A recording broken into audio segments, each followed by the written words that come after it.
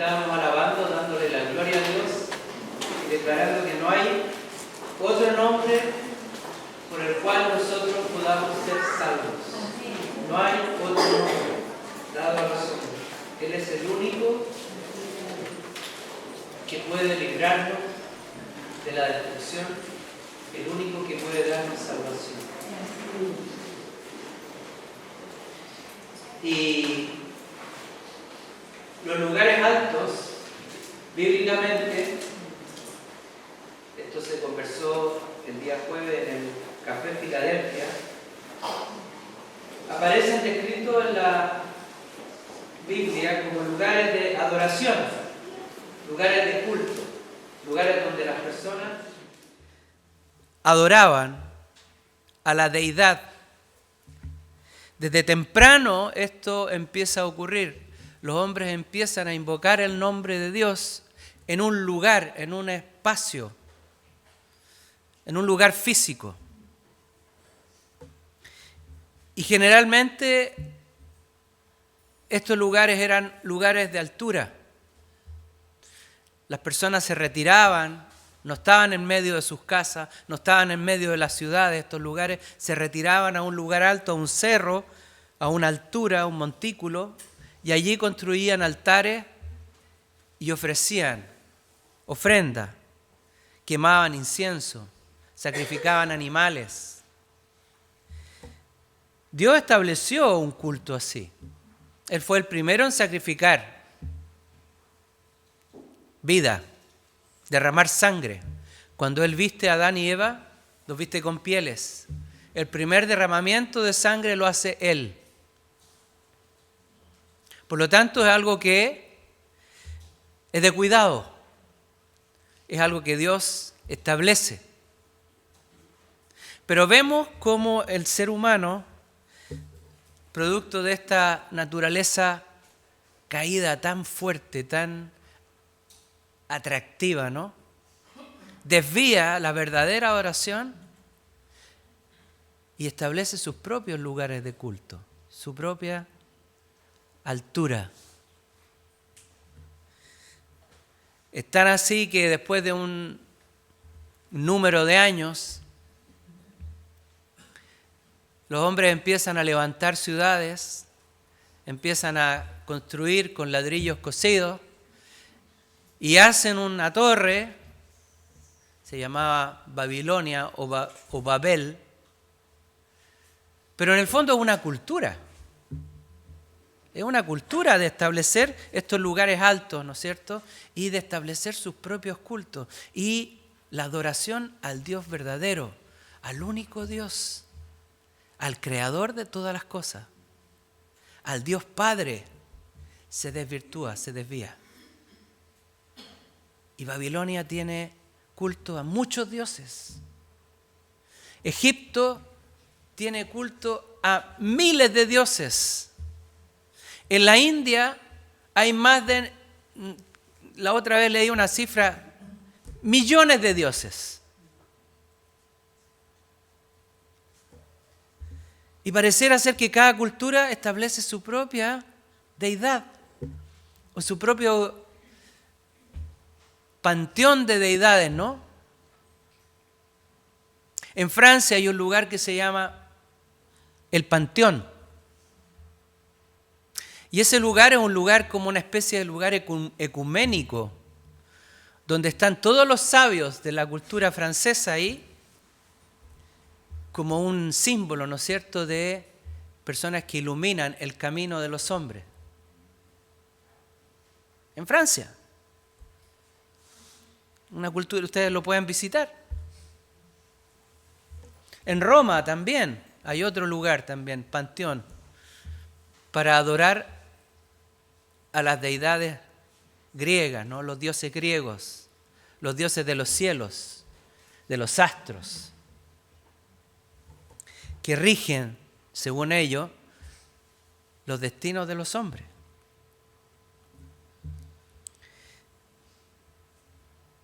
Pero Dios tiene un culto verdadero, tiene una verdadera adoración.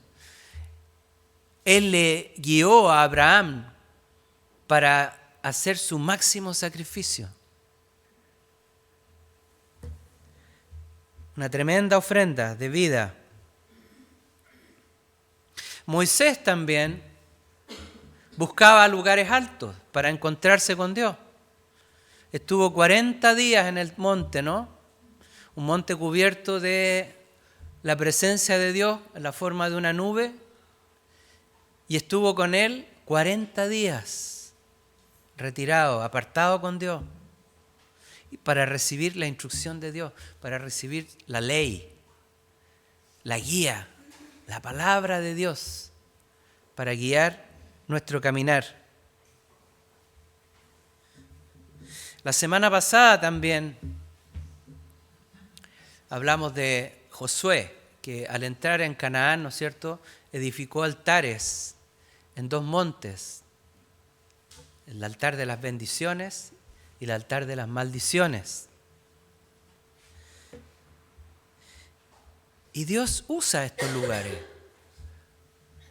para establecer una señal, una guía,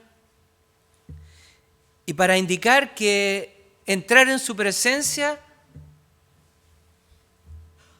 es con un esfuerzo, con una dedicación especial, con un temor también, ¿no es cierto?, un respeto. No es como ir a cualquier lado, no es como ir al supermercado. La presencia de Dios merece toda nuestra honra, nuestro respeto, nuestro temor también.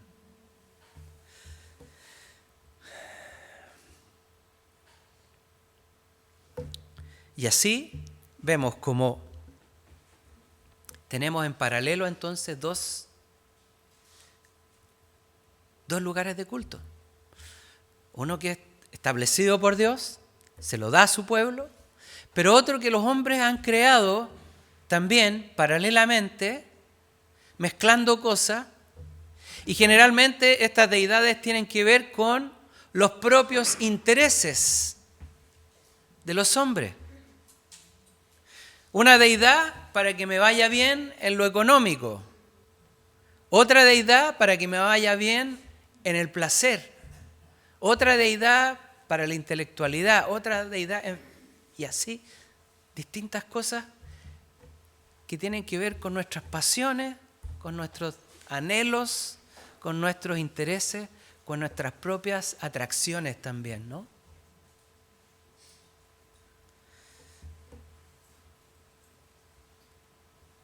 Y en esos lugares de adoración generalmente habían ídolos de madera, de piedra, de bronce. Algunos eran ídolos realmente abominables. Moloc, una estatua que era en el fondo un horno donde se ponían niños, se sacrificaban niños al fuego de este dios. Terrible.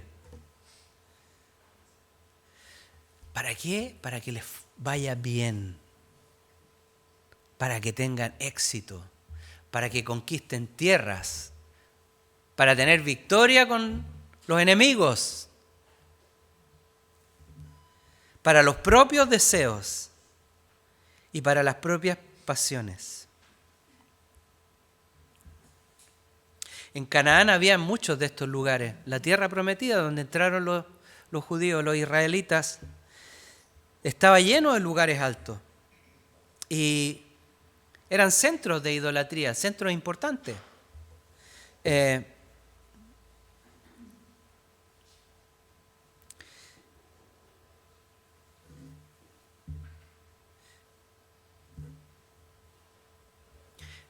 Pero Dios estableció un lugar de culto desde el principio, ¿no? Cuando saca a Israel, le da instrucciones para construir una tienda.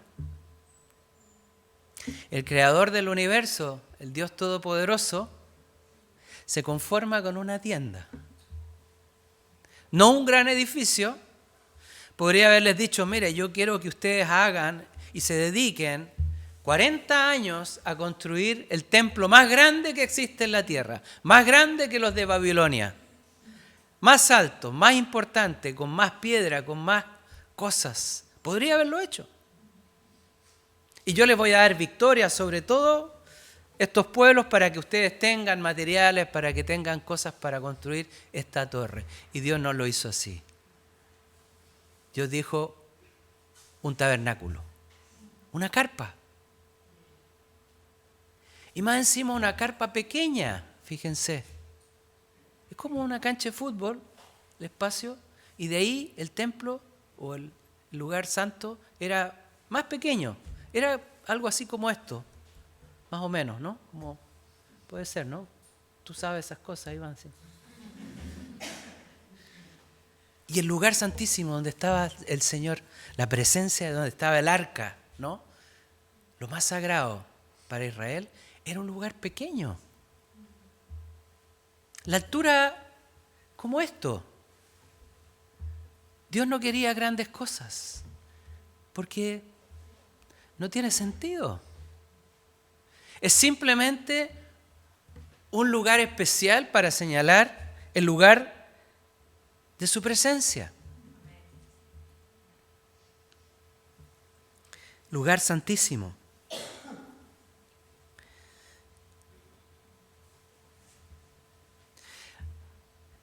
Aún así en Israel habían lugares altos también donde se sacrificaban animales. Además del tabernáculo existían, y esta práctica, bueno, la Biblia nos enseña que no era condenada, que existían. A lo mejor habían personas que no podían ir, ¿no es cierto? Y tenían lugares altos donde ellos hacían sus sacrificios. Pero vamos a ver una historia que ocurre con el primero que Dios le da la labor de construir un templo hecho de mano, de piedra. Este fue Salomón. Fíjense la lucha que se va a dar aquí. Salomón llegó a ofrecer 1000 sacrificios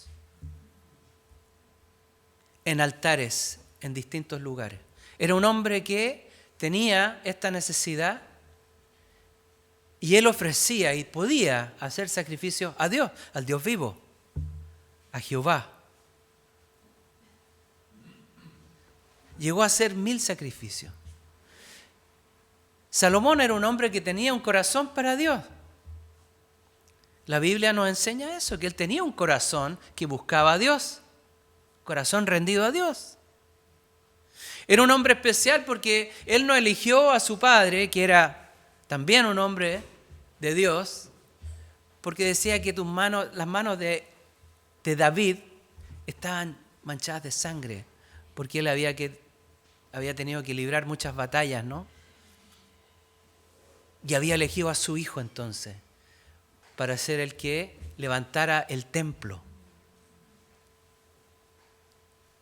Y Salomón construye el templo. Un templo bien bonito, con decoraciones, con maderas preciosas, con ornamentos de bronce, piezas de oro. Era hermoso el templo de Salomón. No era muy grande tampoco, pero era un lugar especial. Y ahí entonces podían, ¿cierto?, la congregación reunirse y alabar a Dios. Y empieza a crearse también un grupo, ¿no es cierto?, de músicos, de sacerdotes, personas que empiezan a trabajar en el templo como un ministerio, ¿no?, una labor. Y se establece entonces este lugar en Jerusalén, un lugar alto para el Dios vivo.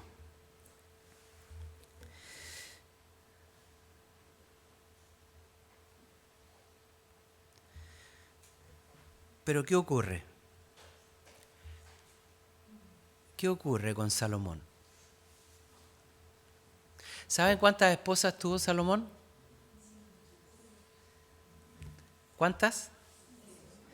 700 esposas. ¿Cuántas suegras tuvo Salomón?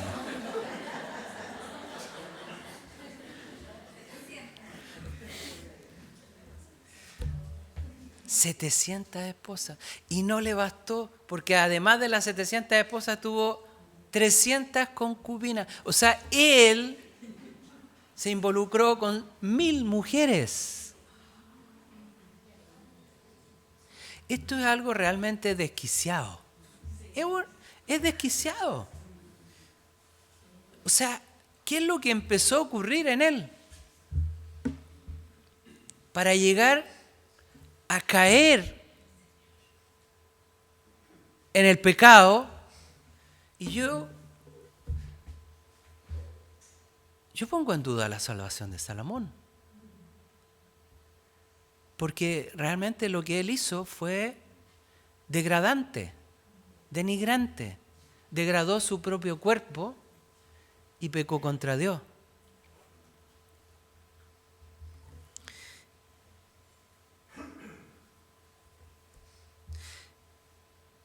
El problema parte con un matrimonio que él hace. Se casa con la hija de Faraón. Y ahí parte algo, porque Dios había establecido que los hombres no podían tener un yugo desigual. Los hombres de Dios, Israel, no podía tener un yugo desigual. Qué importante el yugo que nosotros podemos establecer en nuestra vida. Primero, nuestro cónyuge, ¿cierto? Es un yugo, es una unión fuerte, fuertísima. Pueden haber otros yugos también, las sociedades y esas cosas que se hacen. Yugo desigual. Dios advierte y dice, no debes unirte a un yugo desigual. No tomarán mujeres de Canaán. Eso estaba establecido por Dios. Y Salomón comete esta gran... Fíjense que el rey que pidió sabiduría, y la palabra dice que recibió más sabiduría que nadie, porque no había nadie más sabio que Salomón en ese tiempo. Él disertaba sobre distintas cosas, sobre las especies, sobre las aves, sobre las plantas. Tenía un conocimiento. Tenía conocimiento de las artes también. Era un hombre inteligente y más encima lleno de sabiduría de Dios para emitir juicio, ¿no es cierto?, correcto, como rey de Israel. Ese hombre sabio empieza a cometer errores y se une a una cultura pagana, prohibida por Dios. Y esa unión, fíjense, qué importante este tema para los que buscan, ¿no es cierto?, o tienen el anhelo de tener un matrimonio, de casarse. ¿Es con cualquier persona? Fíjense que esta unión abrió la puerta para que el diablo empezara a influir en Salomón y a sembrar en él perversión y de orden sexual. Le abrió la puerta y hasta ahí nomás llegó la sabiduría. Por una decisión. Se unió a un yugo desigual.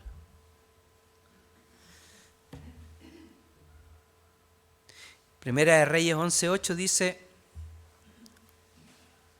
hizo también para todas sus mujeres extranjeras, hizo lugares, ¿no?, las cuales quemaban incienso y ofrecían sacrificios a sus dioses. O sea, esta mujer extranjera, la egipcia, siguió haciendo sacrificios a sus dioses, los dioses egipcios, y él después empezó a tomar otras mujeres y cada cual seguía con lo suyo, con su culto, su propio culto. Entonces, ¿qué pasó? Que llegaron estos cultos que estaban prohibidos, que Dios los había apartado, que había hecho incluso guerra contra estos pueblos, guerra para eliminar, erradicar de la tierra prometida los cultos a los dioses falsos, entraron en Israel. Y esta fue la decadencia de Israel. Por una decisión. Fíjense, qué importante.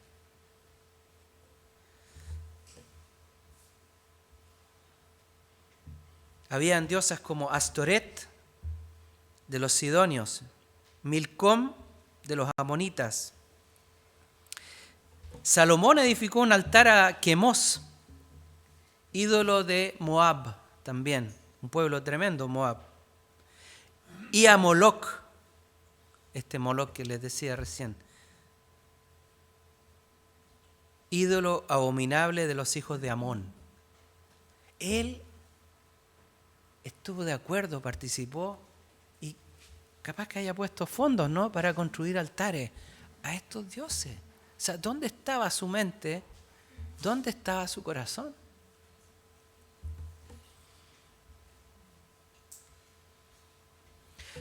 La historia después en la Biblia vemos que hay reyes que vuelven con el celo de Dios, ¿no es cierto? Y empiezan a derribar estos altares, como el rey Josías, ¿no?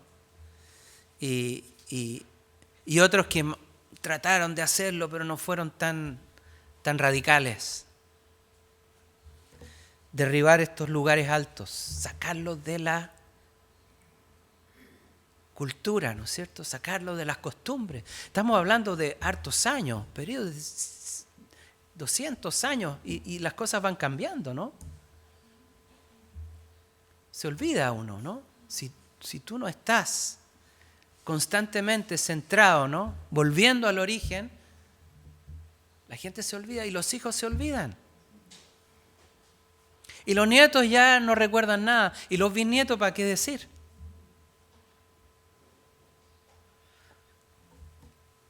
¿Ustedes saben sus bisabuelos qué fe tenían? ¿Eran creyentes? ¿Ustedes recibieron alguna enseñanza de sus bisabuelos o de sus tatarabuelos? No, ¿no es cierto?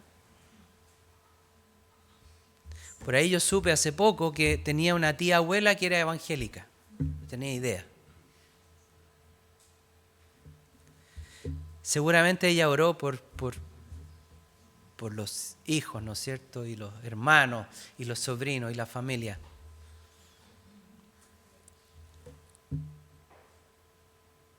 Y vemos entonces esta cultura demoníaca que entra y empieza a cambiar la verdadera adoración, ¿no?, por una adoración falsa, una adoración de la conveniencia.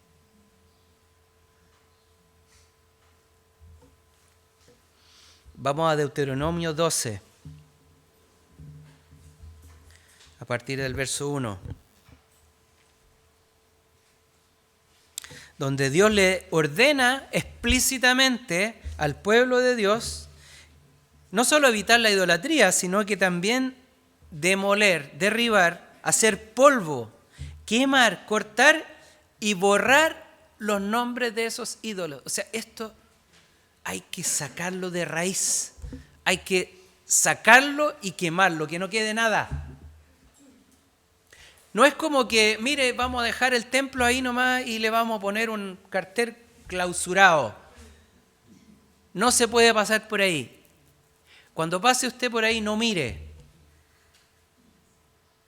Era derribar, quemar, exterminar. Así de radical y así de fuerte.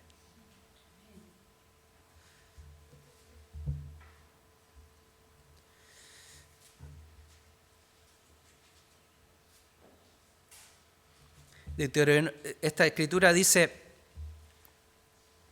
estos son los estatutos y los decretos que observaréis cuidadosamente en la tierra que el Señor, el Dios de tus padres, te ha dado, para que la poseáis todos los días que viváis sobre su suelo. Era una condicionante para poder poseer la tierra. Nosotros tenemos un curso que se llama Poseer la Tierra, y uno ve que tiene que derribar dentro de uno muchos altares, ¿no? Muchas cosas. Para poder poseer la tierra. Para ser dueño. Para tener posesión. Es decir, estar bien establecido. Destruiréis completamente todos los altares donde las naciones que despusierais sirven a sus dioses. Sobre los montes altos, sobre las colinas y debajo de todo árbol frondoso. Demoleréis sus altares, quebraréis sus pilares sagrados, quemaréis a fuego sus imágenes de acera, derribaréis la imagen tallada de sus dioses y borraréis su nombre de aquel lugar, que no quede nada.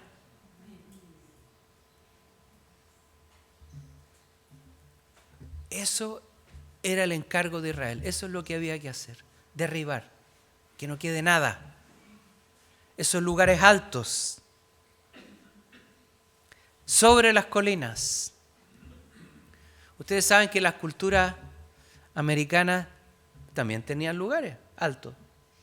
También construían pirámides, ¿no? Y en la altura de las pirámides se hacían sacrificios. ¿Cuál era el mayor sacrificio? Sacrificio humano. Y eso se hacía aquí en Chile también. Los pueblos prehispánicos hacían sacrificios humanos. Aquí en Chile, las culturas de acá. Nosotros las conocemos. Y usted sube aquí a un cerro, el más alto, y hay un altar ahí. Va en Santiago, el cerro más alto, ahí está el altar hecho. Y se han encontrado los cuerpos, ¿no?, de esos niños sacrificados. Están ahí.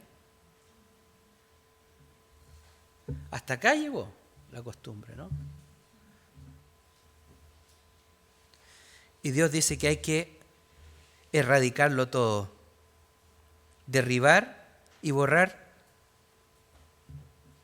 el nombre de esos dioses.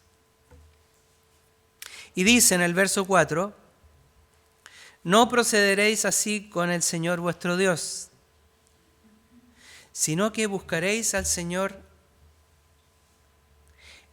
en el lugar en que el Señor vuestro Dios escoja de todas vuestras tribus, para poner allí su nombre. Su nombre.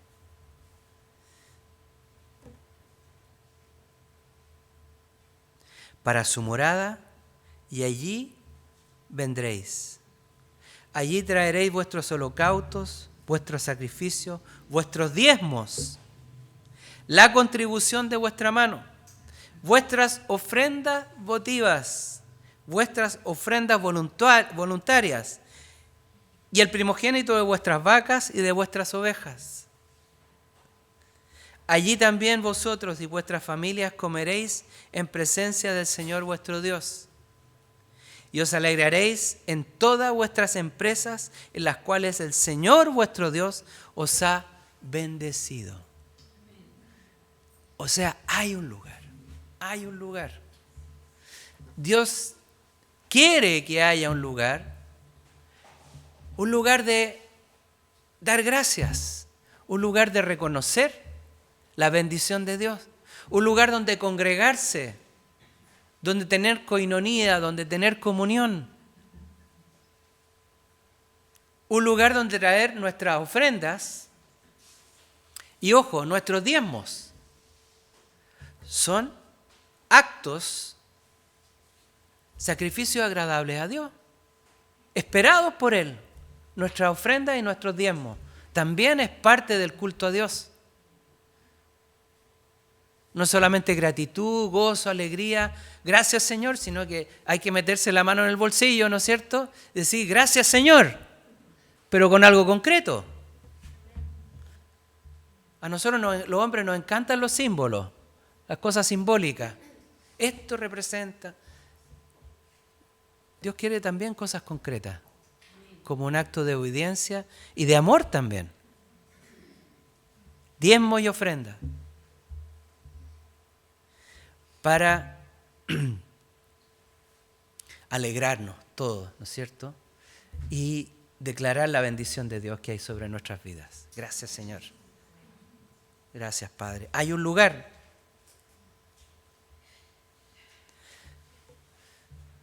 Y hoy día los ídolos también están presentes. Los ídolos están presentes en nuestra cultura. Toda seguridad de este mundo, ¿no?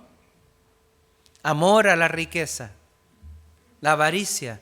La palabra dice que la avaricia es Idolatría. En Colosenses 3:5 dice: considerad los miembros de vuestro cuerpo terrenal como muertos a la fornicación, a la impureza, las pasiones, los malos deseos y la avaricia, que es idolatría. Fíjense. Uno puede decir: no, yo no adoro a ningún Dios. Yo saqué todos los santos de mi casa, todas las imágenes, toda la cosa. Pero resulta que la persona es bien así, ¿cómo se dice? Apretado. Tiene cocodrilo en los bolsillos. No le gusta dar. No confía en la iglesia, ¿no? Para dar. Y esa persona es idólatra. O sea, si usted no diezma, perdone, pero usted es idólatra. Usted está poniendo su seguridad en el sueldo. Y usted dice: el sueldo no me alcanza para diezmar, no llego a fin de mes. Usted está poniendo su seguridad en su sueldo. Usted es idólatra. Idólatra. Y los idólatras no verán el reino. Los avaros, los idólatras, los fornicarios, no entrarán en el reino de los cielos. Es seria la cosa, ¿no? Es seria la cosa.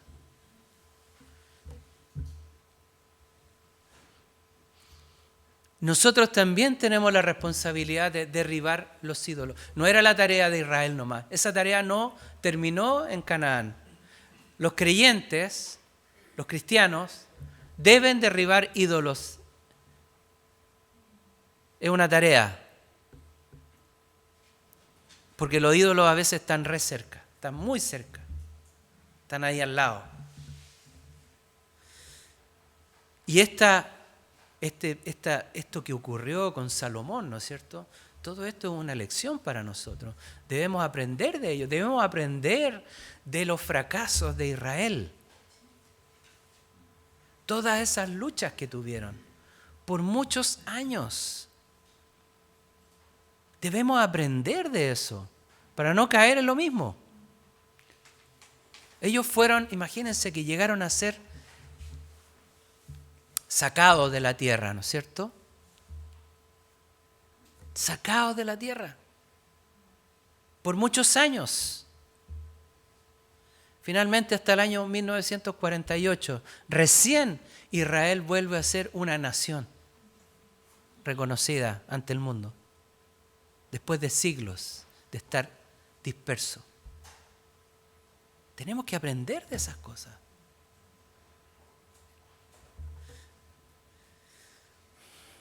Así que cuando llegue la Navidad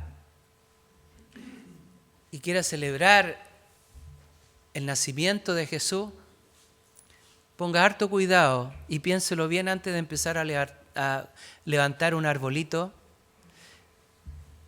donde se cuelgan cosas, objetos, símbolos, donde se ponen los regalitos, y son todos símbolos paganos, símbolos de prosperidad, son ofrendas a dioses falsos. Ofrenda a dioses falsos. Y más encima le está enseñando a los niños que lo más importante son los regalos, o sea, el materialismo, el dinero. Más importante que Jesús, más entretenida que Jesús, es la fiesta de los regalos. Nosotros tuvimos grandes luchas en esto, porque nosotros no hacíamos árboles, hacíamos otra cosa con los niños. Y sufrimos, realmente sufrimos, pero ya hasta ¿cómo se dice? La coronilla. Los embates de los parientes. Terrible, terrible. Éramos realmente unos, salvajes, porque no le celebrábamos a los niños la Navidad. Y teníamos 7. Fue una lucha realmente, dar batalla. pero ahí estamos. Ahí, y hacíamos, inventábamos cosas, hacíamos historias, hacíamos obras de teatro y celebrábamos la Navidad. Pero sin un culto idolátrico, sin esta imagen, ¿no es cierto? Aquí la Escritura hablaba de los árboles, ¿no es cierto? Lugares también, árboles donde se hacían, sí, es parte de un culto celta, ¿no? Los celtas, de ahí viene la tradición. Se hacían cultos debajo de un árbol.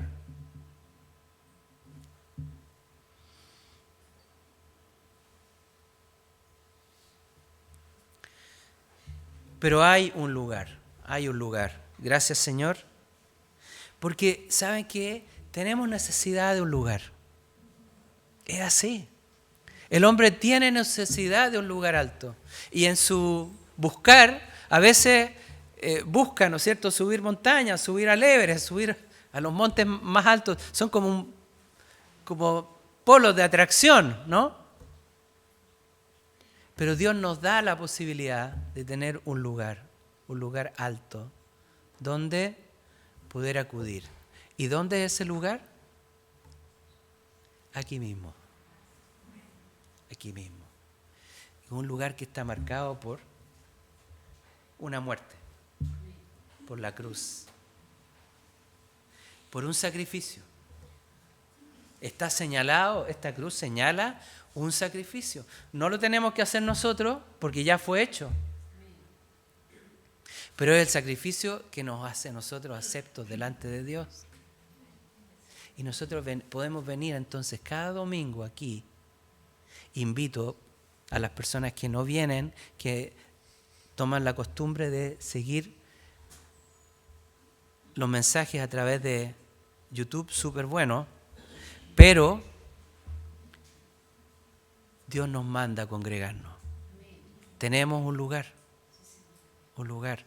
Es necesaria la comunión, es necesaria la coinonía, es necesario venir a rendir culto a Dios y ofrendar y que nosotros mismos presentarnos ante el Dios vivo, ¿no es cierto? Como una ofrenda viva cada domingo, dispuestos a derramarnos delante de Él, ¿no es cierto?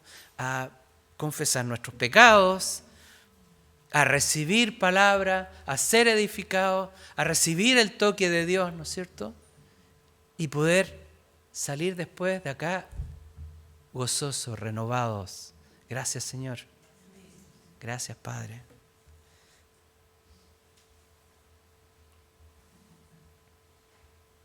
Fíjense que Salomón no captó esto. Podría haber dado la batalla, podría haberse arrepentido, podría haber corregido su vida, ¿no? Pero Nehemías dice que Salomón pecó ante Dios. Pecador. Perdió la gracia, perdió la virtud. Y se contaminó. Y lo peor de todo, porque el principio espiritual es así, ¿no es cierto? Usted le abre una ventana al diablo y el diablo se toma el codo y entra por la puerta y por la puerta de atrás y por la otra ventana y no hay cómo pararlo. Usted abrió la puerta.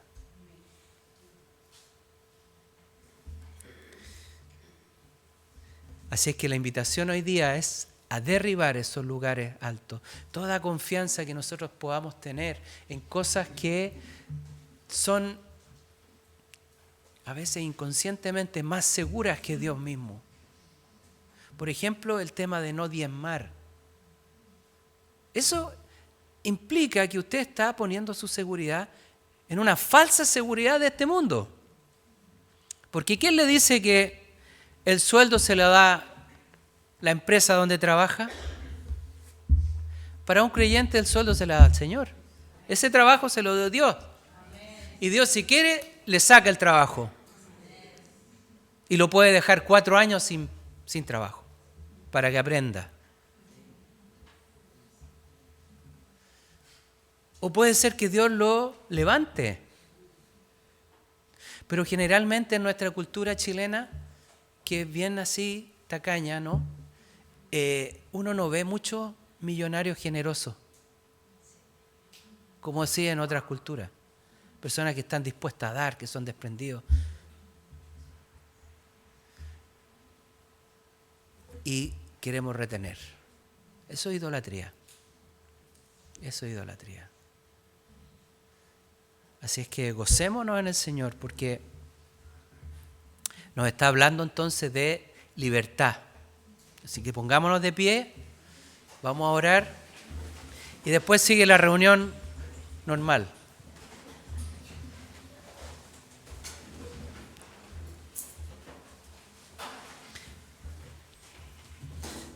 Vamos a hacer un compromiso. Usted sabe que Dios es un Dios de pacto, ¿no? Hacer pacto con el Señor. Vamos a hacer el pacto, el compromiso de derribar estas falsas seguridades que hay. Puede ser en área económica, puede ser en el área de la salud también, que usted dependa 100% de los médicos, del sistema de salud, de los remedios, de los tratamientos, y nunca haya decidido poner su confianza en Cristo para ser sanado de algún mal.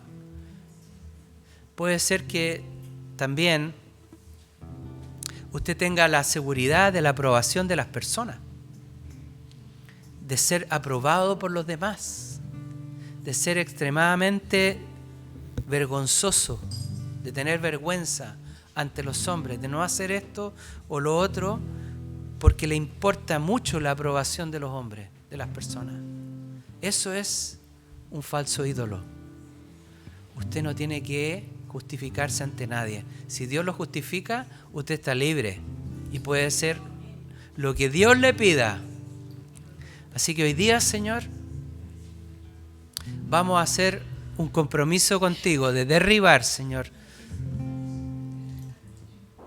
toda idolatría que haya en nuestra vida, Señor. Derribar lugares altos que tengan que ver con lo económico, Señor. Pongo mi confianza en ti, Señor. Tú eres el que me sostiene. Tú eres mi proveedor, Señor. Tú eres el que me da el sustento y el pan de cada día, Señor. Sí, Señor. Perdona si te hemos ofendido, Señor. Confiando más en las riquezas de este mundo, Señor. Perdona, Señor. Pongo hoy día, Señor, toda mi confianza en Cristo Jesús para afirmarme como persona. Tú, Señor Jesús, eres el que dignifica mi vida, Señor. Y tu aprobación es la más importante. No me importa lo que piensen los hombres. Me importa lo que piensas tú, Señor. Padre Celestial. Padre, declaramos que tenemos un corazón que se contenta con lo que viene de ti, Señor. Amén. Con lo que tú nos das, Señor. Sí, Señor. Gracias. Ya sea en abundancia o en escasez, Señor. Amén. Declaro, Señor, que tú eres el que sostiene mi cuerpo, el que me da salud y vigor, Señor. Y que los tratamientos médicos y las cosas pueden ser un apoyo, Señor, pero el que le va a dar estabilidad a mi vida eres tú, Señor Jesús. Amén. Y pongo mi confianza en ti, Señor. Padre Celestial. Gracias, Señor. Mientras alabamos, Señor, ustedes pueden ir poniendo esos altares delante del Señor, cada uno en forma personal, para que el Señor los queme. Amén. Queme. Y alabamos al Señor.